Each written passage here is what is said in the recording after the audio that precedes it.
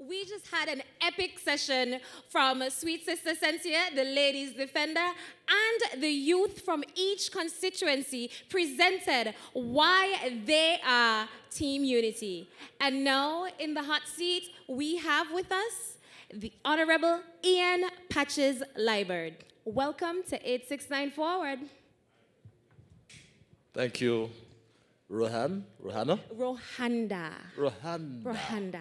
I'm so sorry. You know, say a man and a woman's name is the sweetest language in the entire universe, so I apologize. Oh, wow. And I must advise you, the seat is not hot. Is that, we're going to make it a little bit hot tonight, hotter than usual. Go ahead. Well, first of all, let me thank God.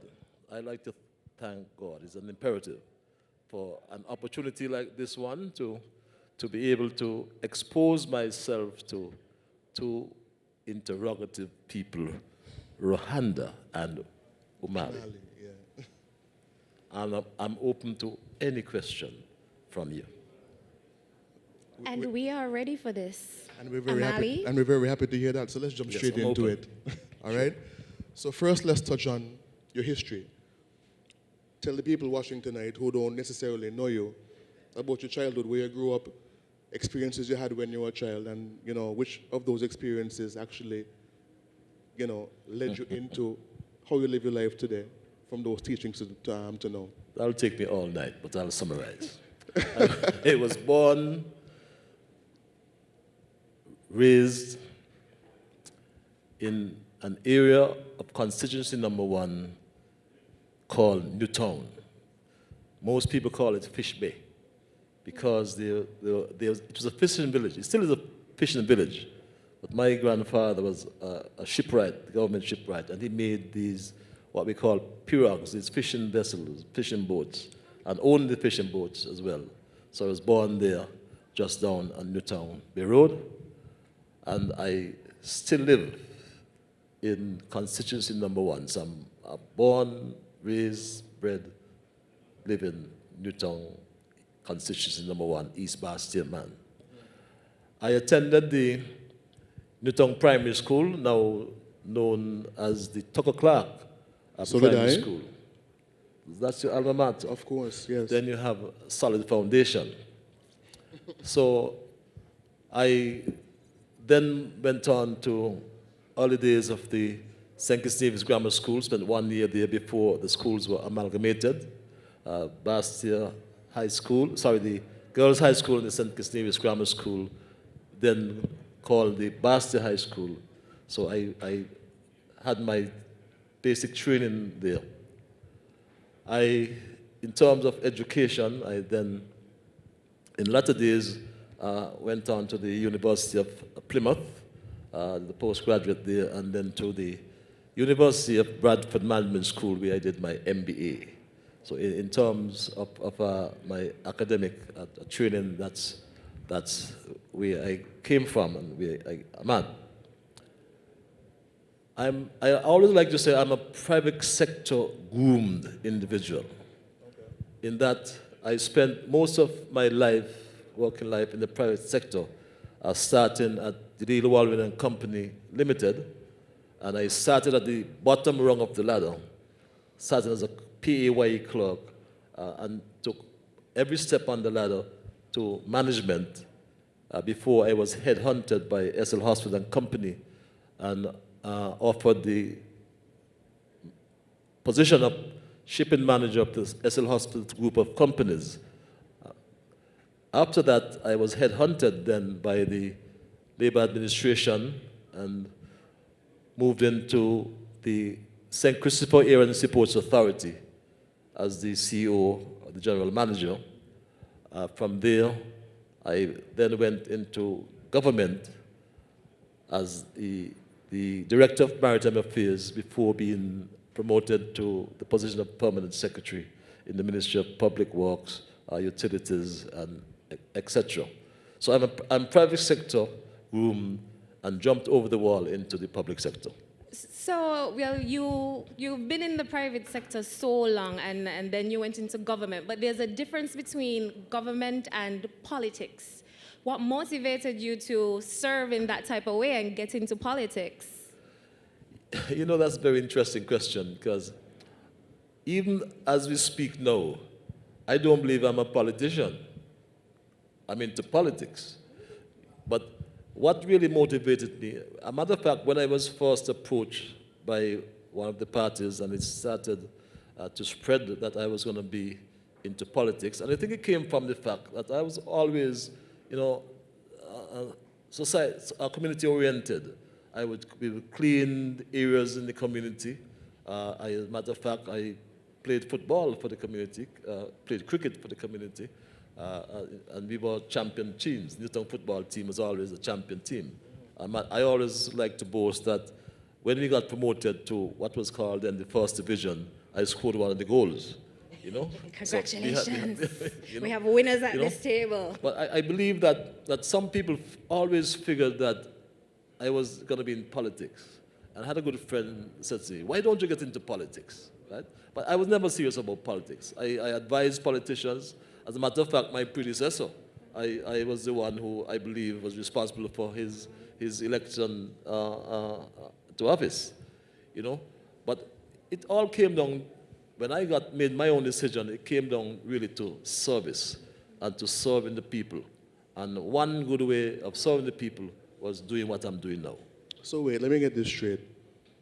You assisted a particular individual in Yes. winning an election, securing Yes. a seat in government and cabinet, Yes. and then turned around and beat him in an election. Yes. It was very strange that the former minister, Asim Martin, I found it very strange. He used to pass me straight. He never even spoke with me, and I gave him his job. You know, I made him what he was. So you know? the teacher remained the teacher. And interesting enough that when my name was announced and I was announced as the candidate, they literally dismissed me.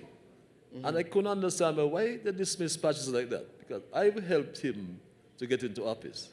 Don't you believe I can help to get him out of office? That was so obvious. You know, but it's a good thing they ignored me. You know? So the teacher remained the teacher. Yes. The student yes. never became the teacher. That's your words, not mine. So tell us about that phone call that you received to say, Patches, come and serve, if you can. You know, first of all, a former Deputy Prime Minister, Michael Powell, before that, right, in 2010, I was approached to run and asked if I was interested in running for the PAM party. And my father was all elated. My father was Oliver Glassford.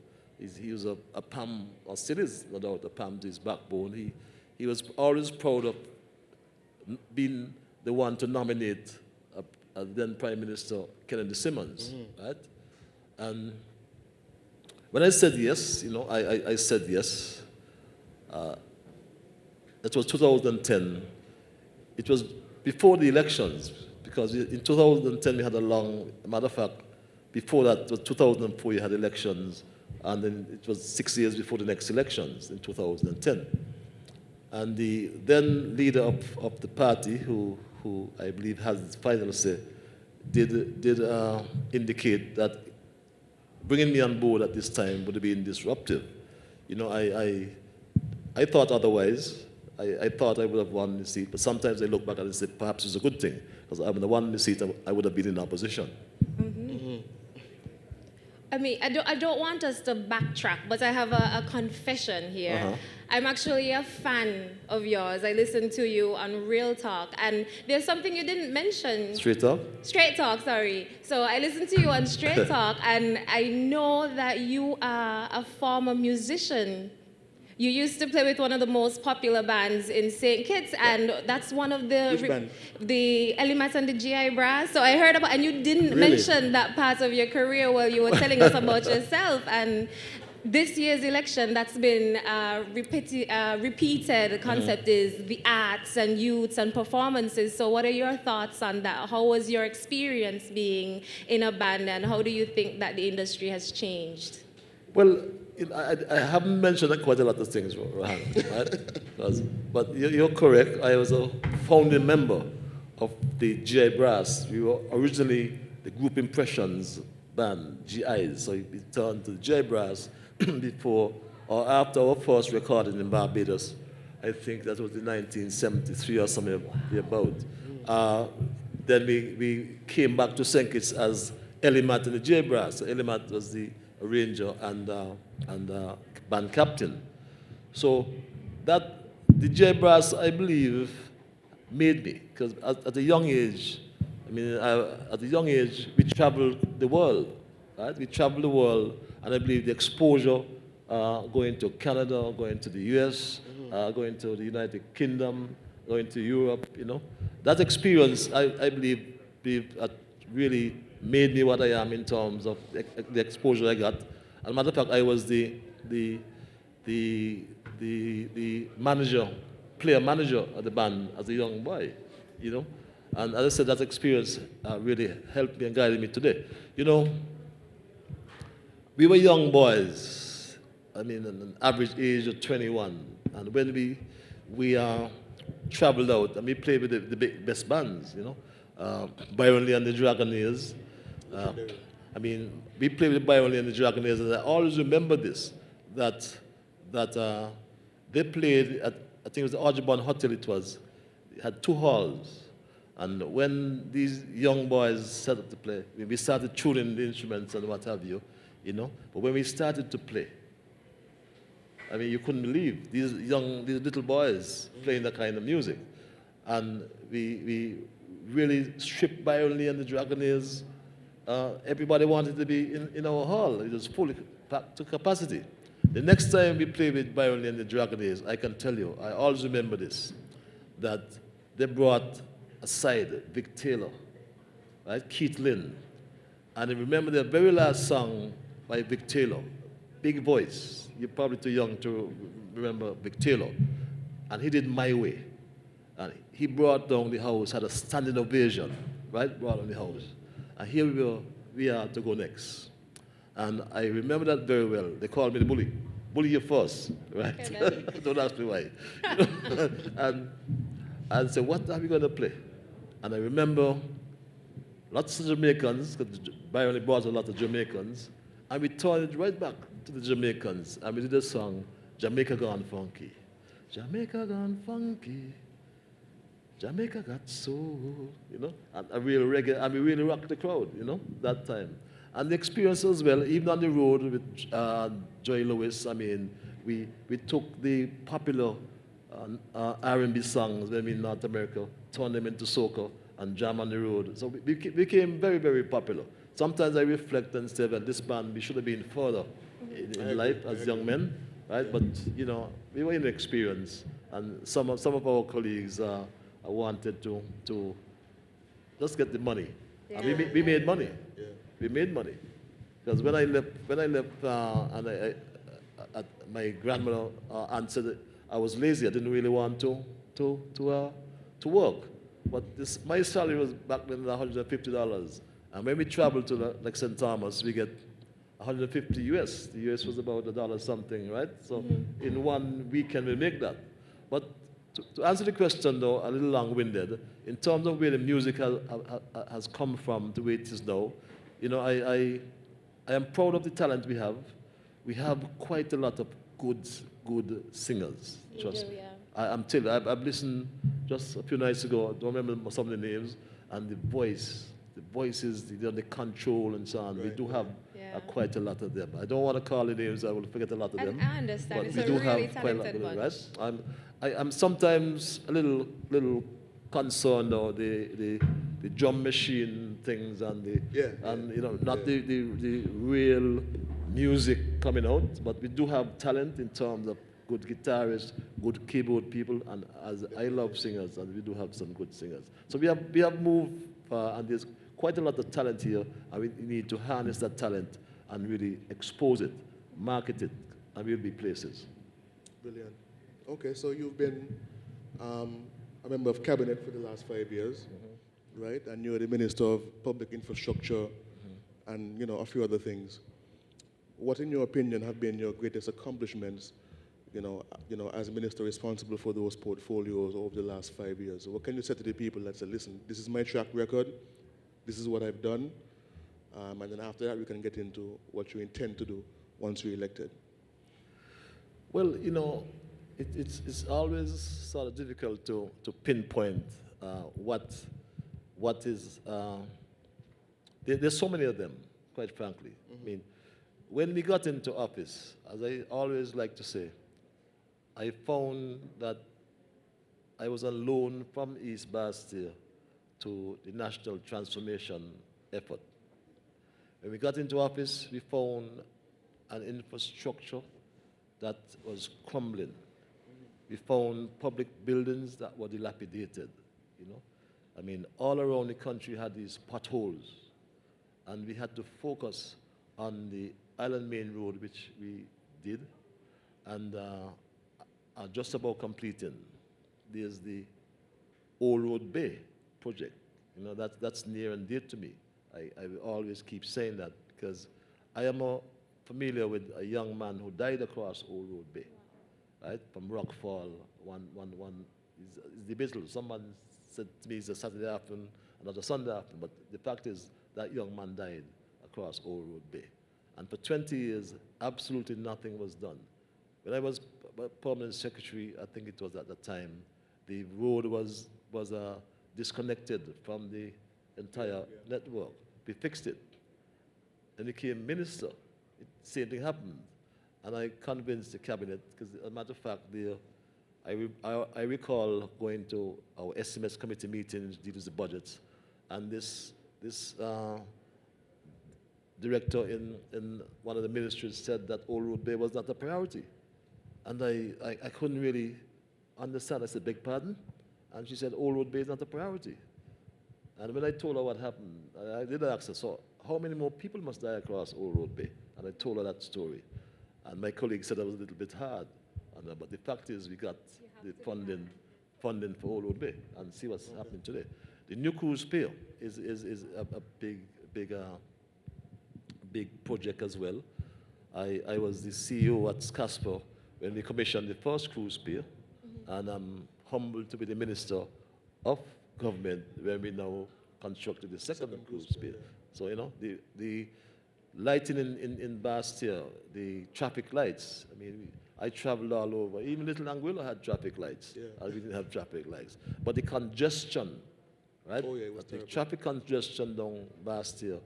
And although there's a little bit of trepidation, lots of fear-mongering about it having accidents and so on in downtown Bastille, look at the flow. The traffic management and the safety on the roads through the Island Main Road and through the traffic signals in Bastille has improved the traffic management significantly. Big time. And we are doing phase 2 of that come next term.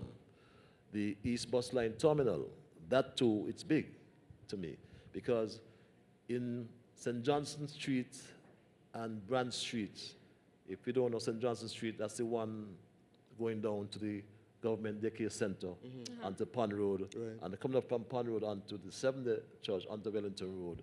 That too, they made it into a bus stop. I mean, residents had no place to go. The profanity, people would use the drains as toilets.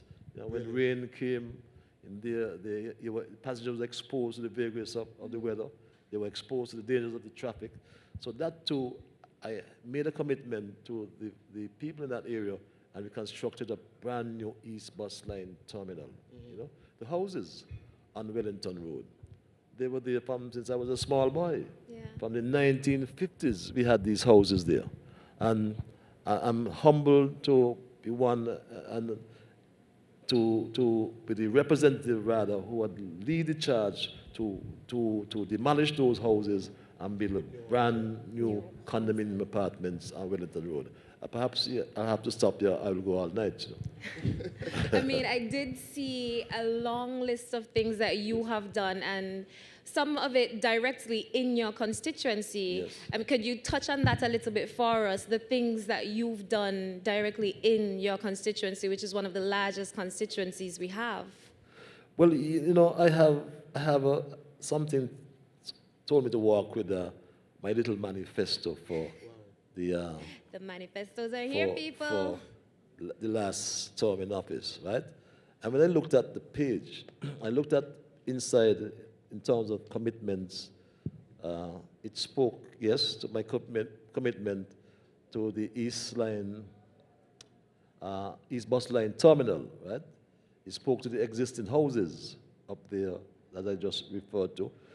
And I looked through the manifesto, it speaks as well to the erection of sidewalks from Bird Rock down into right. and we are hoping to go across as well, coming down Frigate Bay Road.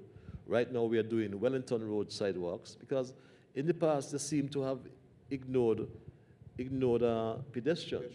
You know, other countries, you know, have bicycle access and pedestrian access. I mean, our roads are not wide enough to provide that, but at least pedestrian access was something in the past under the former administration. And we decided that we have to really ensure that there's safety on the road as it relates to pedestrians. The Wellington Road, you may want to say I speak a lot about death, but the Wellington Road as well, that means a lot to me in terms of those sidewalks coming down Wellington Road, because one of my neighbors, Mr. George, who may rest in peace, was a watchman at SSMC Sugar Factory, and he was knocked down. He was knocked down and killed on his way to work. And so that road, that sidewalk, too, it brings back that memory. I'm happy we can do that. As you said, it's personal to me as well. And the other things, the East Street, I must confess, one of the commitments was to give the land to those houses in the East Street, for those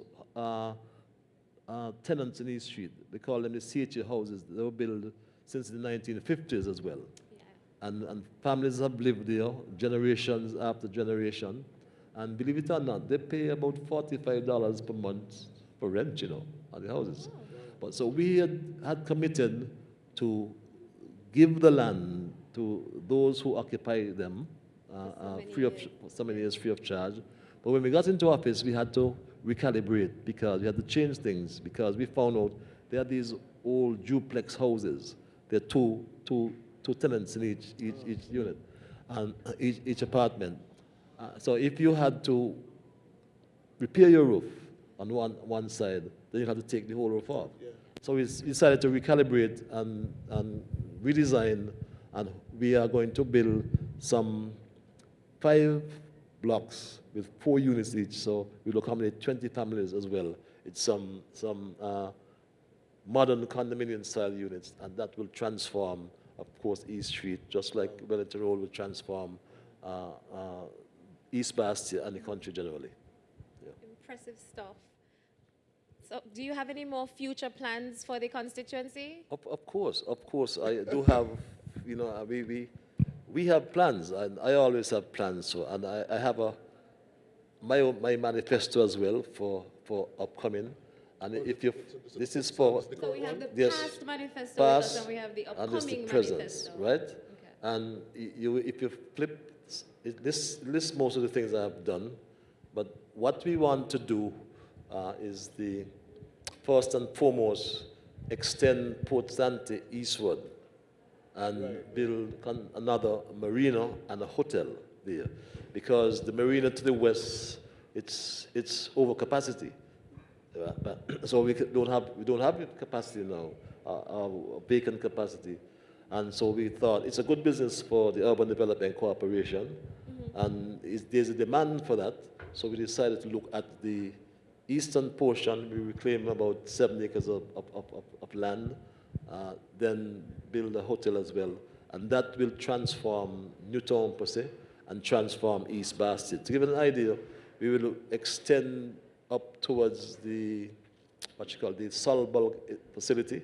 So that would, as I said, transform from East Bastia. One of the things we want to do in the second term as well is the SSMC Railway, the former SSMC Railway. We are one of the few countries in the Caribbean, if not the only country in the Caribbean, that has a railway that encircles the entire island. Yeah. And it's an asset worth over $100 million, and we need to look at it, enhance it. And that is what we plan to do, and not just for cruise passengers. It is, the scenic railway is the anchor of tourism, cruise tourism in St. Kitts. And we believe we can go beyond cruise passenger movements and look at cargo and even our own commuter passengers as it relates to that particular asset. It's an asset we need to enhance. We're going to look at it. We need to refurbish it, rehabilitate it, and use it to our best ability. We also intend to there's a development just over here in Friars Bay, just beyond Friars Bay, and there's a development there as well for another marina there too. And the bridge, the Unity Bridge between St. Kitts and Nevis will bring physical permanence between these two beautiful islands. We have two beautiful islands, one paradise, and that Unity Bridge will make that physically permanent. Actually, it's funny you bring that up. I actually recall, I think it was a couple of years ago, listening to you on the radio, it could have been with FM, and you mentioned building a bridge from St. Kitts to Nevis, or from Nevis to St. Kitts, as it were. I'm super excited for this. So is that something that you think you'll accomplish in your second 5 years? Of course. Or is it like a long-term thing when you know? Of course, you know, when I made that announcement a few years ago, it wasn't just first of all, because I remember the now Premier, Mark Brantley, was at a town hall meeting up at St. Peter's, I think it was, right? And I made the comment to Mark. I said, Mark, if you had the bridge, you could have just drive home tonight, you know, right? You know. And then we started. It was a serious comment, though, quite frankly, because it's something I believe we ought to do. It has been spoken about before, but I can say to you, when I made the first announcement, I got calls from all over about that bridge in terms of development from investors, right? And we've had proposals before the cabinet in terms of the feasibility studies and the construction of the bridge. We had two serious proposals, but both of them had some conditions precedent to doing the feasibility study, which means in that both wanted commitment that once they do the study, they will have to construct the bridge. And we were a little bit cautious about that, and that sort of impeded us from really going forward. But now there are some other serious proposals before us, and we believe they can be implemented. One of which, after our due diligence, then we can implement that project in our next term. Okay. And just if you know, I'm not sure if you'd have that kind of information, but how long would a project like that, take? I mean, it's a huge undertaking. You're dealing with, the ocean. It was done in phases. It was proposed in two phases. The first phase, which is the actual bridge between St. Kitts and Nevis, would have been, I think, it was 12 to 18 months, right? And that was short. But the other phase dealt with reclamation of land and putting like an island out there to build hotels even around it. But that is for a second phase. So the first phase, like I said, would have been between 12 to 18 months. Lots of people. I could probably hear some of the questions even in your listening and viewing audience right now, right? How are you going to pay for the bridge? St. Kitts is small, right? Population is 45 or 55,000 both, St. Kitts and Nevis. But a lot of people overlook the fact that, yes, our population is 55,000 or thereabout. But the Minister of Tourism, my colleague Lindsey Grant, reminds us all the time that we have over 1 million passengers that come to St. Kitts each year, right? They can drive over there too. And that I know the COVID pandemic has reshape the world, and reshape tourism and so on. But I'm sure that once that comes back the next year or two, we'll be clocking 1.5, 1.6 or more passengers. So they too are part of the economy. So we've touched on development, a lot of development that you have in store for the people. But we are out of time, and I have one last question. I know you said you are not a politician, but I have a question about politics. Why Ian Patches bully Liburd? Why vote for Ian Patches? Well, I believe, as I recall, I should say first of all, that I asked the constituents to look at the stewardship of my predecessor. He was in office he was elected for about 22 years, 20 of which he served as a minister. And I asked my constituents to look at his stewardship for the 20 years as a minister and 22 as a representative. And ask yourself what he has done, what legacy he has left in East Bastia. And sad to say, he left a legacy of doing nothing. So I asked the constituents, having assessed his performance, when he comes to you for a vote, tell him 3 words: you are fired. And they did that. Now, they hired me, so I am going back to the constituency with a performance, or inviting them to do the same thing, to look at assess my stewardship, and if I have done the job I promised, then rehire me. And I believe if we are objective, we would see that I have done quite a lot.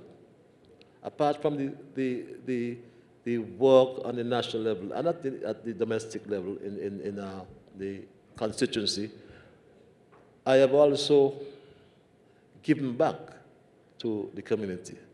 Interestingly enough, the two, I won by 4 votes. Let's be frank. The records would say I won by 4 votes. But truth be told, we only needed 1 vote to win, because we under the first past the post system. And someone said to me, "Boy, you lost your 4 votes because a former minister, right, or 2 former ministers and their sons said they won't vote for me," right? And very interesting, right? But we didn't have time to touch that, right? But as I said, that my performance matters, and we are looking towards building a stronger, safer future. So it says future, underlying future. So we can't go back. We can't go back to the past. We're going forward. I have done a good job, I believe, and I'll be remembered for the things I have done. So having done great things for the constituency, I'm humbly asking them to help me to complete the work. As when we would have done, I forgot one thing as well. As a sporting community, is the legacy I want to leave in East Basseterre is to demolish that stand in the Newtown playing field, reconfigure the field, and put a proper facility in there in East Bastia. The Bastia Valley National Park as well. We need to address that. So there's lots of work to be done. I have performed, and I know I can do the work, and I'm just asking, humbly asking the constituency to give me another chance. 1 more term is all I need. And again, I will continue to give back, because remember as well, I have given back half, 50% of my salary to the Ian Patches Liburd Social Assistance and Youth Development Fund. I will continue to do that for as long as I'm in office. It goes to providing medical supplies. I saw a lady this afternoon in Canvassing who's ill. She's retired, and she wants funds, monies to pay for an MRI. That comes from the fund. We provided garbage bins in the area. We provided school supplies for children, our funeral grants and so on. So I've given back. And that came out of the fact that what I saw in the constituency in which I was born and raised and still live, I was shocked. And I had to give back, not just give the service, but even give back, making a sacrifice, and giving back to the community. Well said, Honorable. Well, we're out of time, and we want to thank you very much for coming and spending some time with us here on 869 Forward. It was truly a remarkable interview. We've learned so much about you and about the things you've done for your constituency and for the country, and we do wish you all the best in the polls on Friday. So thank you very much. Window, I see my chick. Nobody cares, or we make it through the day.